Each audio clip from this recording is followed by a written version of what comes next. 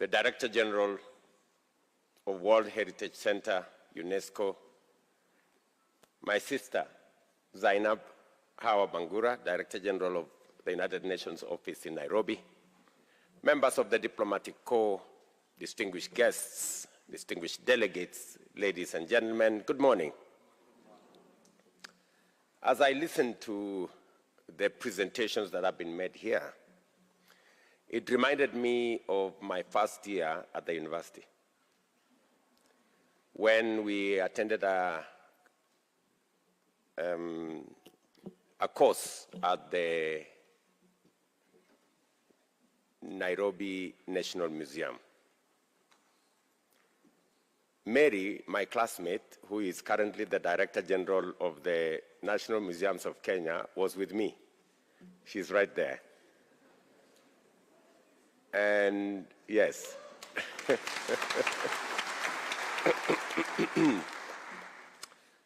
And that is why it's my pleasure and honor to welcome all of you to Kenya, the cradle of humankind.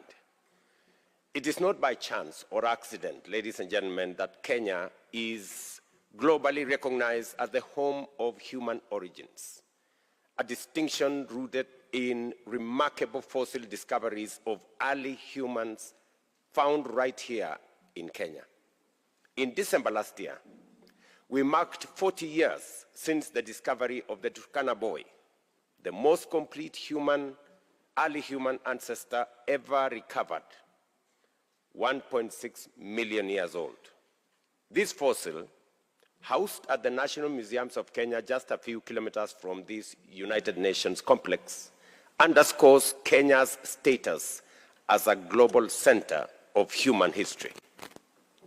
Kenya also stands proud as the custodian of 8 sites inscribed on the prestigious UNESCO World Heritage Site list.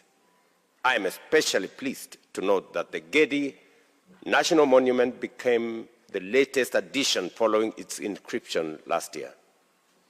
Alongside Gedi, we have the sacred Kenya and Kaya Mijikenda Forest, Lamu Old Town, Fort Jesus, Thimlich Ohinga Archaeological Site, the Kenya Lake System in the Great Rift Valley, Lake Turkana National Park, and the Mount Kenya National Park and Natural Forest. Together, these extraordinary sites embody Kenya's invaluable contribution to humanity's shared heritage.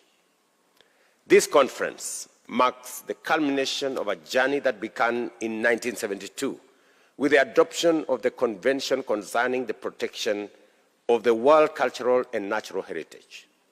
Our presence here reaffirms our shared commitment to identify, protecting, conserving, and passing on our cultural and natural heritage to future generations. This distinguished gathering has drawn global attention, bringing together heritage experts, practitioners, diplomats, policymakers, scholars, and community leaders to exchange research, experiences, and insights. I'm informed that the chair of the Kaya Council of Elders is in our midst. It has served as a dynamic platform for deep reflection in the many dimensions of heritage and authenticity and their implications for implementation and future of global normative frameworks such as the World Heritage Convention, particularly within the African context. Ladies and gentlemen, the conceptual, intellectual, and practical foundation of this conference has been shaped by key instruments of the World's Heritage Convention, including the Venice Charter in 1964, the 1976 Nairobi Recommendations on Historic Areas, the Nara Document on Authenticity that happened in 1994, and the Nara Plus 20 recommendations. This conference also is a successful culmination of historic meetings on the African continent that have advanced the development of African culture and natural heritage and informed the evolving interpretation of one very important thing, authenticity. This includes the experts meeting on African cultural landscape in Tiwi in Kenya in 1997, the Great Zimbabwe Experts Meeting on Authenticity and Integrity in an African Context in the year 2000, the 2003 ICOMOS General Assembly and Symposium.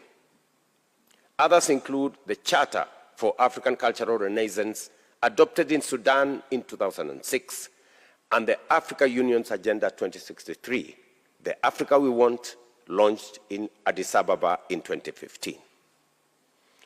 Ladies and gentlemen, Africa's cultural and heritage and natural heritage and its listed properties under the World Heritage Convention are truly breathtaking and extraordinary. They range from Kenya's historic town and archaeological site of Gedi to Angola's Mbanza Gongo, the royal court of Tiabele in Burkina Faso, the rock-hewn churches of Lalibela in Ethiopia.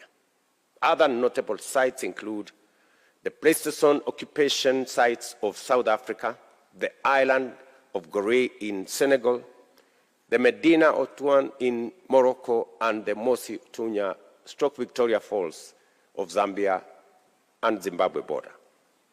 Yet, current heritage management approaches often fail to align with African cultural contexts, revealing a disconnect between international frameworks and local realities. Although Africa is home to 147 World Heritage elements representing just 12% of the global total, it also has the highest number of sites listed as World Heritage in danger. These disparities expose deep-rooted systemic and conceptual inequities shaped by long-standing imbalances in how heritage is defined, whose stories are told, and which cultural values are deemed globally significant. At the heart of this challenge is the interpretation and application of the concepts of authenticity and integrity, core criteria for World Heritage inscription. Historically, developed in academic traditions outside Africa, these concepts, as codified in documents such as the 1964 Venice Charter and the 1994 Nara document, tend to prioritize material continuity and original form. Ladies and gentlemen, therein lies the problem. The assumptions often fail to reflect Africa's dynamic, spiritually infused, and living cultural landscapes. I say it is the reason why we have a small fraction of heritage sites in our continent. Excellencies, the time has come to revisit and reimagine these concepts, to strengthen their meaning and to deepen and diversify them. We must ground them in Africa's philosophical, spiritual, and cultural realities. These perspectives are consistent with the principles of the Nara document on authenticity, which affirms that judgments of authenticity must reflect cultural context. As emphasized through the 2025 Nairobi conference, African heritage is plural, it's dynamic, and community-centered. In fact, its authenticity is derived from both the tangible and intangible, the movable and immovable, within places of cultural continuity, and with community custodianship at its heart. Ladies and gentlemen, this call, this conversation did not begin today.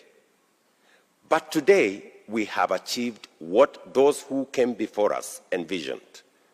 We must remain dedicated and focused to pursue this path for the continent, for our heritage, for our culture, and for our contribution to the implementation of the World Heritage Convention that we are a party. Today, we launch the conference outcome document, and I congratulate each and every one of you for your dedication, your scholarship, and your visionary contribution. The outcome document reflects the depth of African perspectives and sets a forward-looking agenda for enriching the global understanding of authenticity of heritage. You will discover that we have living sites that, in my opinion, would form part of World Heritage. For example, in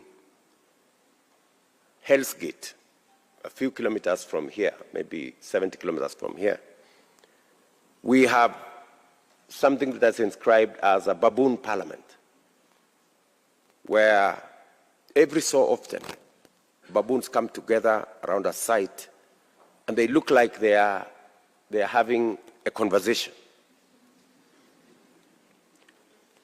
I don't know where we would place that or maybe I'll give you another example. Down at the coast of Kenya, we have a site where lions swim. It's not very natural, it's not very often. So when we say that these are living sites that are not necessarily monuments, and we think they should qualify to be heritage sites, that is why this conference is important, that we expand the meaning, we diversify authenticity to the level that captures the spiritual aspects of our continent. And therefore, ladies and gentlemen, as we bring this landmark 4-day international conference on cultural heritage and authenticity in Africa to a close, I extend my very sincere gratitude to the governments of Japan and France, as well as the Africa World Heritage Fund, for their generous support. I'm honored to officially receive the Nairobi Outcome Document on Heritage Authenticity. May it guide us towards a more just, a more inclusive, and a more representative global heritage future. I thank you.